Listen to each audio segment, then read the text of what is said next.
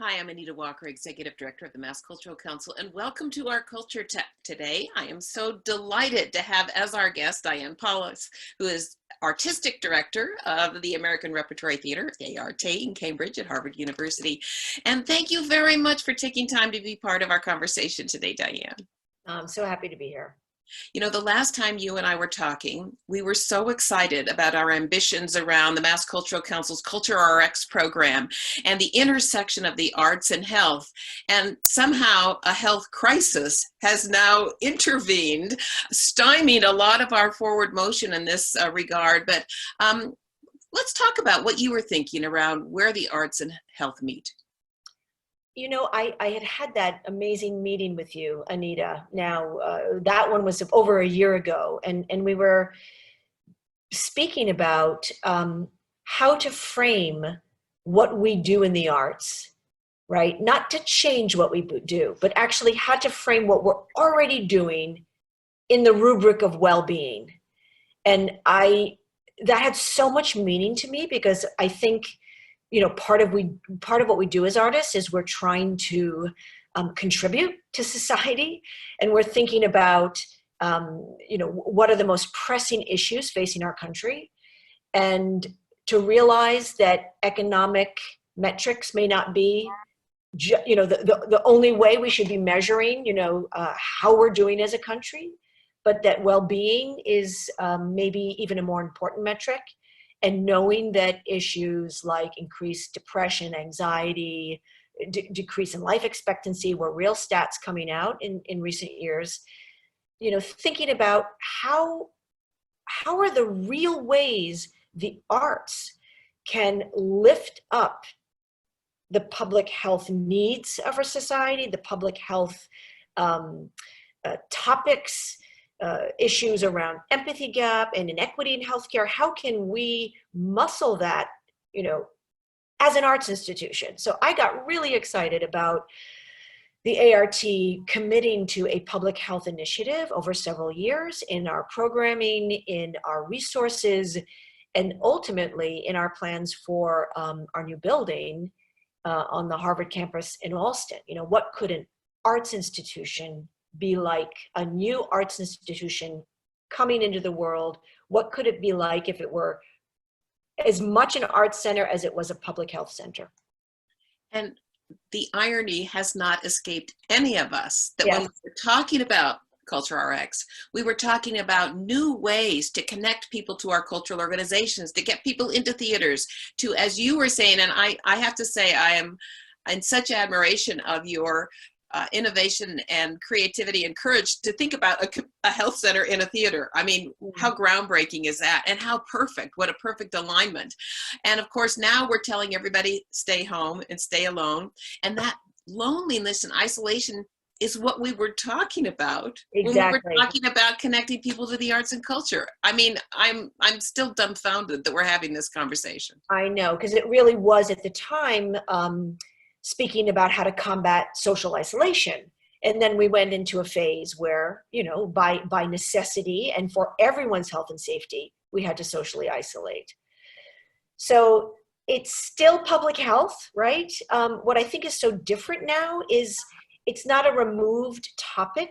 It's something that every single person in the world has a visceral response to, right? I mean, I think even 5 months ago, when I said to people, I want to bring public health and arts into kind of an initiative where they can cohabitate, people really didn't understand. They were like, well, how would that even work? Why are you thinking that way? And I think it's because people didn't understand public health as a concept, right? So that has changed.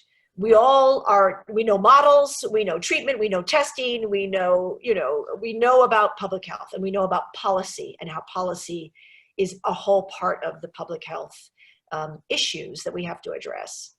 And now that we have so many millions of people in America and in Massachusetts and all over who are socially isolated, who will come out the other side of this COVID crisis, many carrying a lot of the very, very health issues that we talked about preventing with the arts as a protective factor as part of a public health initiatives. I really see the arts and culture as being a first responder being first responders on the other side of the COVID crisis. And so now, instead of thinking at one end of the continuum of how we get from people from here to there, you're having to sort of pivot a little bit, still thinking about health, but thinking about bringing people into our organizations, making sure that they feel healthy and safe, and making sure that our spaces are healthy and safe.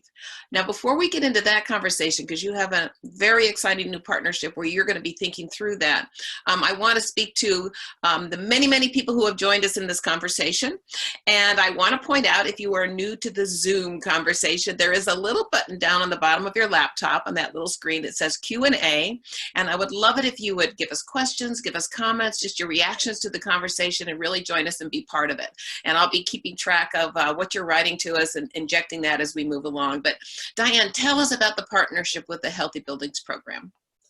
So when we were thinking about our new building and an opportunity to create a new art center at Harvard, we were introduced via a professor at the School of Public Health, Howard Koh, to Joe Allen, who runs the Healthy Buildings Program at the Chan School. And Joe joined a think tank that was helping us brainstorm on the design of our new building along healthy building best practices. So what does a healthy building mean? That's also a concept that I think would have been maybe more foreign to people. Now people, I think, will be wondering about every building they go into. All kinds of basic health for basically occupants, employees, ventilation, circulation, air quality, as well as issues like the furniture in your building and the chemicals you're using. Just how can you think about, also in line with climate control and sustainability, a healthy, breathing building? And you know, Joe has been spending his career thinking about what were the trends in our architecture that led to closing off many of our buildings in the 1970s, and it led to a time in architecture where our buildings weren't breathing. So we were just having this ongoing conversation with him about a healthy building for our new facility, and I reached out to him when the pandemic hit, and we started talking about, could he help us think about a roadmap for recovery and resilience for the theater? And what was so encouraging about that very first conversation I had with him is, I think for us in the theater, we can feel like there is no hope until there's a vaccine. We can't come back. Will the theater ever be the same? And from Joe's work, you know, he's lived a life of exposure, science, and risk mitigation. That's what he does. Hospitals that have outbreaks of Legionnaire's disease, and how do you deal with the hazard? How do you mitigate the risk? And how do you let that hospital reopen and continue to function? Schools that have measles outbreaks, how do you analyze the situation, address the health issues, mitigate the risk, and move forward? So I was encouraged by his very careful and methodical sense of optimism. And I think what he said to me early on is, there's a difference between saying we must open and we need to have optimism about how we're going to open. So I think moving at this moment to thinking about, how can we reopen, you know, in the right methodical way, along best practice, health and safety first, obviously complying with all the government regulations and what is happening in the landscape with ever evolving science, which was really an early thing he said, is that the science is evolving. By the time we finish this webinar, the science will have progressed. So whatever we do as a roadmap, first principle will be, it has to evolve, it has to be dynamic. Organizations have to find a way to flex their muscles in adaptability and willingness to change.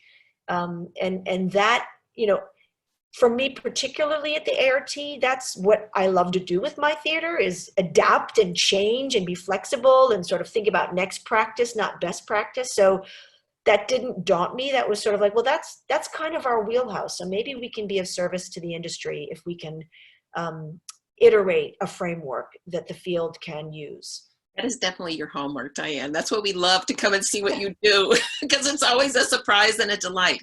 So there's two things I heard you say that I'd like to dig in a little bit deeper on, but I think really important points. Number one, it's not over. There is a path forward, and optimism and hope and resilience, I think, are hallmarks of our field.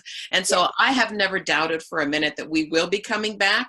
And by the way, I don't want to in any way, shape, or form understate the hardships, the financial devastation that has hit our organizations, and even the financial cost and expense of redesigning, reopening, reinvigorating our institutions that are just slumbering right now. I like to think they're just taking a little hibernation in this quarantine period. But in the vein of optimism, which is what we try to focus on in our culture chat during the day, it feels like not only is this an opportunity to address issues presented by a pandemic, but it's also an opportunity to address long-standing structural legacy issues that have been part and parcel of our field for a long time. And you were already, before the pandemic, thinking about how you could create a healthy theater space that was also a health center.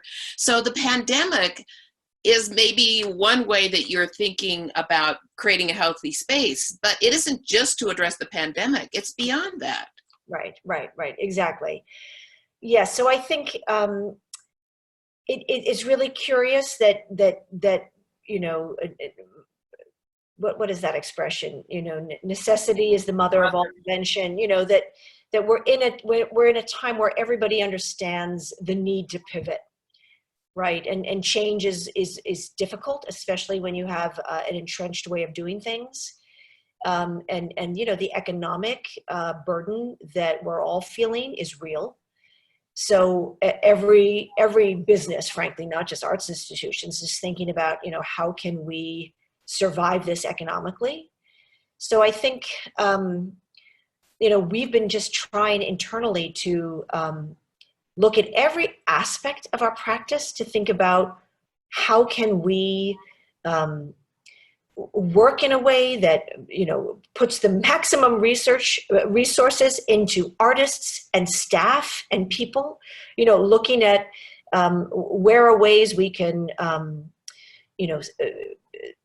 save on expenses that maybe we can rethink in terms of how we schedule rehearsals or techs. Is there a way to avoid, as an institution, going into things like overtime on technical days and just change schedules, maybe elongate periods of things so we can work shorter hours? I mean, everything's up for remodeling. And all of that is, in this now, I say, interim phase of dealing with the pandemic has to now include awareness of the actual health issues and also the psychological issues. Because I think, we're going to have to deal with the very real issue of the backdrop of anxiety and fear that we're all feeling. And we're going to have to mitigate and do multiple things, right? That's what I keep saying. And that's what I keep kind of taking away from the work we're doing so far, is that there's no one answer. There's no one solution. You've got to think about attacking the problem from a multiple layered sort of defense approach, so that you've done enough things in your health and safety protocols, your cleaning and sanitizing strategies, and making those visible to your audience, integrating the latest technology on testing, contact tracing, treatments, right? So that's going to be evolving rapidly over this upcoming period. So if you're addressing on all those levels, can we get to the point also where an audience becomes a partner? And that's what I'm thinking about the A.R.T. Can we invite the audience back as a partner? Because there's no sense in forcing anyone to go to the theater. This is not about saying, you have to come back to the theater, but can we find a way of building enough social trust and having an audience feel confident in an organization, like a health certificate, like, wow, I see that I'm going to that restaurant and they get that good sanitary, health grade. So I'll eat at that restaurant, well, here's a theater that's doing everything they should be doing. And maybe I'm going to evaluate if I'm a high risk person, if I have an underlying health issue or a weakened immune system, maybe I should opt out of this if I'm nervous about it. Just like, when you're at an amusement park and there's that roller coaster ride and says, if you're pregnant or you have motion sickness or you have, hypertension, maybe don't go on this roller coaster. Like, there's going to need to be a give and take of, I'm going to go on that roller coaster because I know it's safe, but I'm going to maybe opt out if I feel like I'm an at-risk person and I shouldn't maybe do that, right? So there's going to have to be a social trust that is built. And you have done that, and theater has done that. I mean, yes. I have been in your theater where you have warned people about strobe lights. I mean, it could be a health issue for some people, or warn people if there might be something that's very frightening. That is part and parcel of building the trust with your audience, that you're trusting them, that they have some agency in their participation in the theater. We have a few questions that have come in already, Diane. Yes. One of them has to do with what you just spoke about just a minute or so ago, and that's how the health of employees, the long hours, the overtime. That question actually came in, I think, right as you were talking about thinking about schedules. I love the fact that you're when we talk about health, it's everybody's health. It's your staff's health, and I think probably for all of our cultural makers, being sequestered at home, on the one hand, it can be sort of giving you some time that you're not facing a deadline and doing something right now. But the idea of changing the way we think about work schedules and the health of our staff in our theater, are there other ideas that you're sort of batting around at the A.R.T? I think, the idea of different practice and behavioral changes, that businesses are examining that are coming back online, factories in Europe that are coming back online. How do you de-densify your workspace? How are you staggering shifts so that in this delicate period coming out of a pandemic, we can work in a way that will promote social distancing as needed. So I think, ways in which to be efficient and not stress people out also, because we know that stress is a real weakening of our immune system, right? When I did a Zoom workshop with our cast of 1776, when we couldn't actually start rehearsals, we decided to do a 2-week Zoom workshop. And I said to everybody involved, all the creatives, all the production and support staff at A.R.T, and then all the actors, that there's one rule for this Zoom workshop and this experience. It has to be soul nourishing. At this moment, it cannot add any more stress. And and giving everyone the permission to say, you need to take care of yourself. If you need to, turn off your video and leave the Zoom session for any reason, personal, family, life, health, you need to do that. You shouldn't think twice about it. Letting people know that if you're not well, it's okay. We will prioritize that. We will take care of you. I mean, that kind of communication, I think as a society in America, we've really got to move towards. In the theater, we tend to have this kind of, I'll keep working, the show must go on, whatever it takes. And it's going to be very important to say, yeah, we obviously want the show to go on, but we have to take care of each other. And that goes back to our topic of well-being in general. I think what we're all learning maybe out of this for our heavy driven society is that the need to slow down the need to take time, the need to, you know, pause. Like this was a forced situation that we would never will on anyone with, you know, in my opinion, very hard to talk about any silver lining because there's been so much suffering that has been and continues. But what can we learn out of this in terms of, you know, as an industry saying, we don't have to go that fast. How can we slow down? How can we actually get as much done? So on this Zoom workshop, to be very practical, we really only rehearsed 1 to 5 o'clock because we had people on the West Coast, on the East Coast. So we couldn't, you know, we couldn't start early in the morning for the people in California or Washington State. And we had a very intense 4 hours. And I never left the day feeling like we should have rehearsed more. I mean, it was so, you know, it was, you know, and I was just thinking like, you know, sometimes you make enough stuff to do because you've got like 10 to 6 hours, you know, 6 days a week. And I think, you know, we might think as an industry, how can we, you know, prioritize time and health and time? So that's a, you know, one little way in which I thought, okay, this is illuminating. Maybe we don't have to work so many hours, and especially if the dividend is our health and well-being. And just to zoom in a little bit more to the Zoom rehearsal, you and I had talked about, you were, you know, embarking on this experiment before it started. How did it go? You know, the time. I was so terrified, I have to say. I had never used Zoom before. So literally, you know, going on my first day with over 50 people, actors from all over the country, designers, music team, you know, my heart was racing.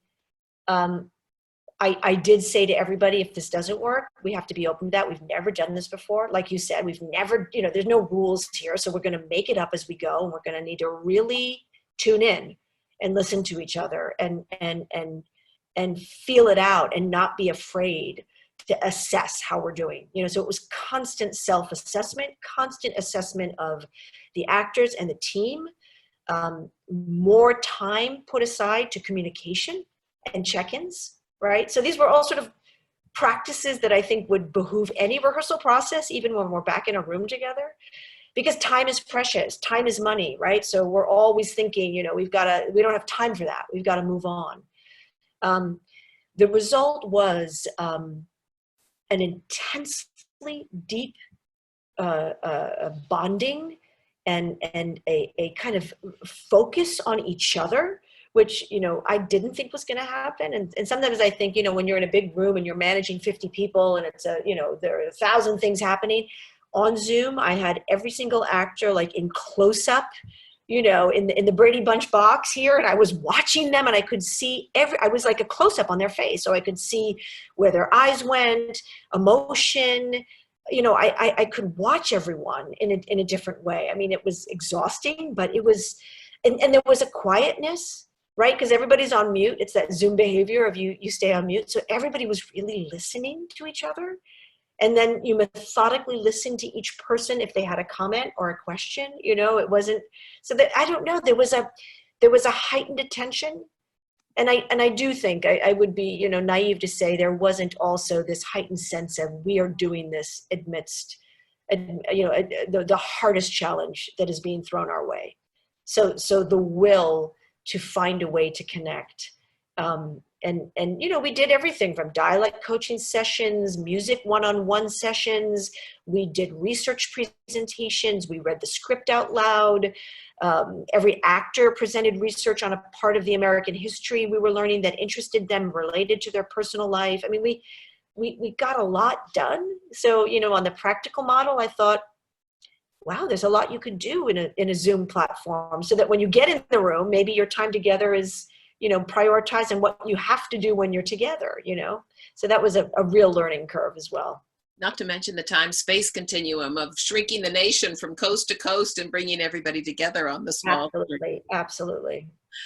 We have a few more questions, but before we get to those, and please continue to send yours this way, but I don't want to run out of time without asking you, I'm just so fascinated with your relationship with the Healthy Buildings Program and what you're learning from this scientific lens on the world. And are there a few things you could share from us that you've had with your conversations with the Healthy Buildings Program? Either that were sort of these, aha, I've never thought to ask the question that way or to approach it that way, or even practical, we're going to do this next time, or as we come out of this. Yeah. I think the conversations really that we're having around the roadmap, which, you know, we will be putting online in the coming weeks, if not, you know, sooner than that, the first framework. What's illuminating to me about it is the fact that it will change, right? Because I think we think, well, there's, you know, data says this, here's the conclusion, here's the model, here's the protocol. And understanding, just like the arts, that it evolves, it changes, and that you learn by doing. And I always marvel at how akin the arts and sciences are to this. You know, that we are practice-based, so that you can have your theories and your ideas, but you're going to only learn by doing. Right? That's what we do in the theater. You can have all the ideas of a production in your head, the words on the page, designs in a model box, but until it happens and until you get it in front of an audience, you don't know what you have. And then you continue, because it's live, it's not a film that's done, you continue to work and refine it and change it. And that's the beauty, for me, of theater. So what I've learned just in the conversations with the Healthy Buildings team and with Joe is that the approach has to be learning by doing, and that when and if possible, we should think about incremental steps. So this idea that it's an on and off switch, and that we are, you know, we're back full on, and, you know, we're open, is probably not the best way to do it. If you can think about an incremental approach, I think that's harder for certain aspects of the theater. I think, you know, it's going to be tough for Broadway to think about an incremental approach, right? Because of the constraints of that sector and their architecture and their model.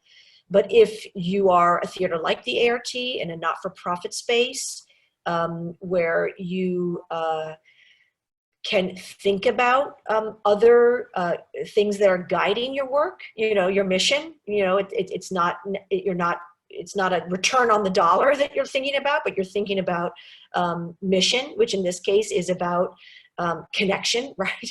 Bringing that connection and humanity and the kind of transformation possible that we all believe is necessary through theater and the arts. So thinking incrementally, pivoting to new models, and being open to seeing where the new models can be. You know, for us, we're thinking about, could the first thing we do be outdoors? Can we actually think about, you know, not necessarily presenting in our indoor theater? You know, can we make a partnership? And we've been speaking with Ned Friedman at the Arnold Arboretum. Could we do a show that actually is a new show that incorporates social distancing into the experience? So could you create a show, right? If you have the luxury to do that, could you actually use your resource to create a show that incorporates audience moving in groups like a Sleep No More, you know, where you're not necessarily having compact public gathering as the audience, but how could you kind of divide the audience and separate the audience? So that's one way. And through that experiment, we will learn, right? We will learn and test all kinds of protocols around audience safety. You know, how do you deal with running times and intermissions and, you know, bathrooms?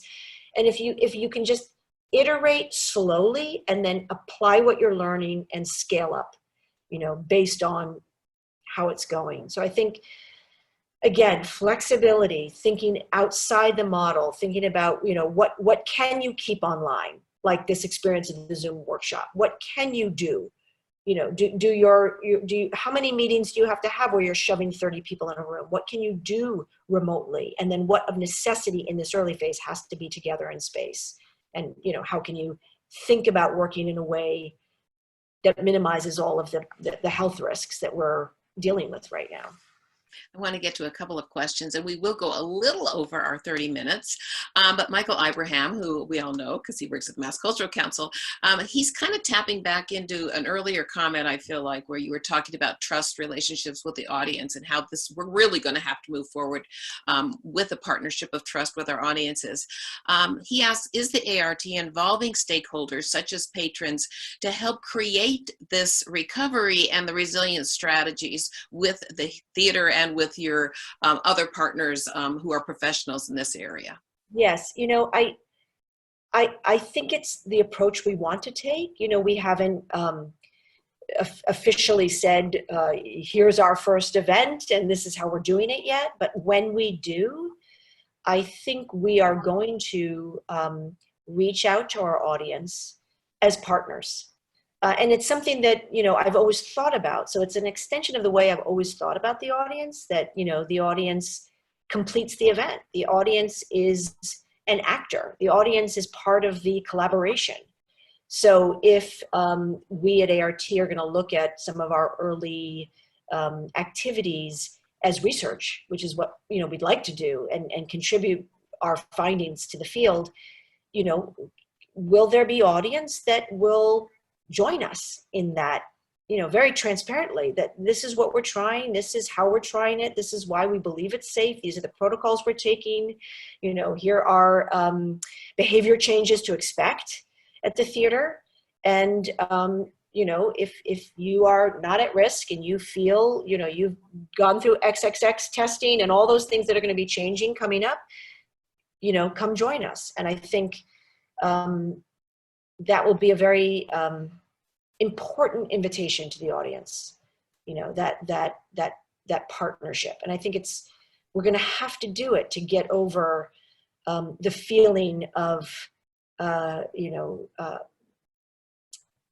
distrust or nervousness or an anxiety or issues of responsibility, right? I think a lot of people are feeling like, well, I wouldn't want to do that because it wouldn't be responsible, so of course we have to be responsible, but can we rigorously go through a system and layers of things we're doing and get to the point? That will be the first test, right? Will an audience feel like they will take that risk? Because there's no zero risk. I think that's really important. And that's something that Joe Allen always says.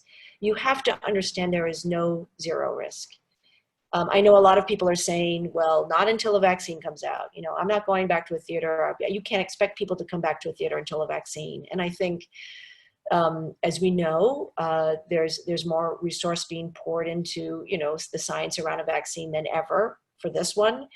But that might not come as quickly as we think. And I think your point, Anita, that the need for us to connect and literally, like,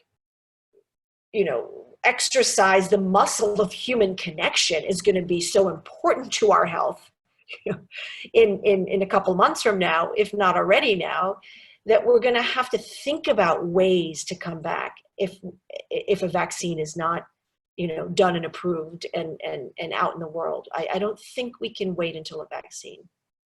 Speaking of sort of where we sit, there's a question here that I think goes to the point of, by the way, connecting and separateness. Sometimes we look at the cultural field or the theater as this thing over here, and they are going to have to design their own system and ways, and they're going to have to solve their own reopening programs. But where do you see the linkage between reopening theaters and reopening everything else? And should the cultural community be really part of statewide policy discussions? Every state has an advisory panel that's being put together to sort of create sort of benchmarks and practices on how things should be opening. Where does the cultural community belong in that conversation?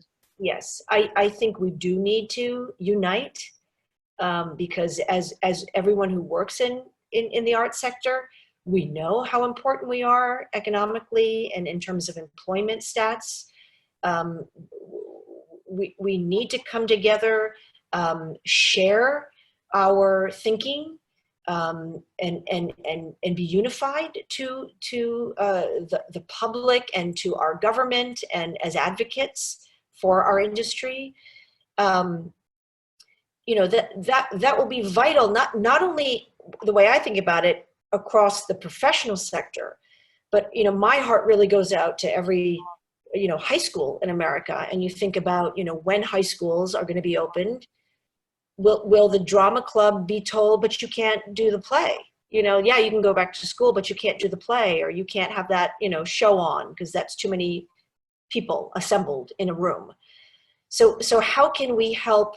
Because that's such an important part of our ecosystem. I'm really passionate about that. Every high school production across the world and in America, there's a direct line to what we do at the A.R.T and what we do, here, anywhere in the world, theater, Broadway, elsewhere. It's a complete ecosystem.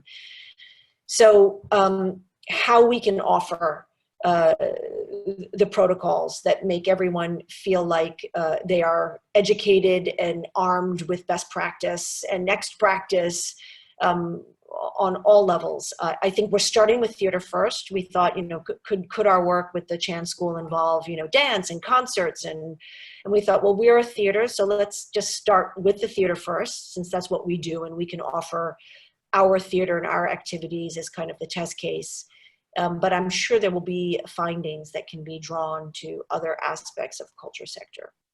I'm going to wrap up because this is exactly where this next question is coming from, exactly what you're talking about. And it comes from a graduating senior from college who's wanting to know, in this climate, how in the world do you navigate the theater arts ecology? How do I, as a graduating senior who probably didn't even get to have a graduation this year, think about advancing my career, getting involved in the theater? And that is the future. Absolutely. Was this person graduating, I missed it, from high school or college? It sounds like college. College, yeah. So,